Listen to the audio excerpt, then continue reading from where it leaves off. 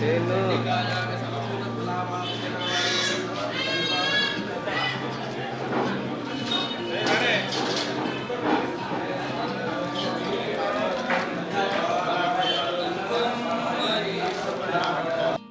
ಕ್ಷೇತ್ರದ ಮತದಾರರು ಬಂಧುಗಳಿಗೆ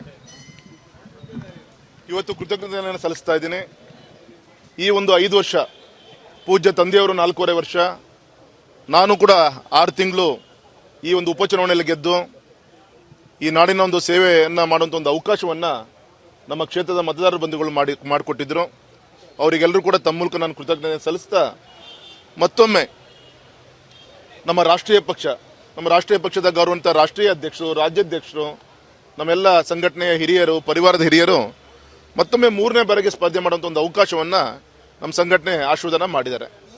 ಕಳೆದ 1 ತಿಂಗಳಿಂದ ನಮ್ಮ ಸಂಘಟನೆಯ ಬೂತ್ ಮಟ್ಟದ ಕಾರ್ಯಕರ್ತ ಬಂಧುಗಳು ಅವರ ಒಂದು ಅವಿರತ ಪರಿಶ್ರಮದಿಂದ ಈಗಾಗಲೇ ಚುನಾವಣೆಯ ಒಂದು ಸಿದ್ಧತೆಯನ್ನು ಮಾಡಿಕೊಂಡು ಇವತ್ತು ಅವರೆಲ್ಲರ ಒಂದು ನೇತೃತ್ವದಲ್ಲಿ ಇವತ್ತು ನಾಮಪತ್ರವನ್ನು ನಾನು ಸಲ್ಲಿಸ್ತಾ ಇದ್ದೀನಿ. ಇವತ್ತು ನಾಮಪತ್ರ ಒಂದು ಕಾರ್ಯಕ್ರಮಕ್ಕೆ ನಮ್ಮ ರಾಜ್ಯಾಧ್ಯಕ್ಷರು, ನಮ್ಮ ನಾಯಕರಾದ ಸನ್ಮಾನ್ಯ ಈಶ್ವರಪ್ಪನವರು, ಹಿಂದಿನ ನಮ್ಮ ಕೇಂದ್ರದ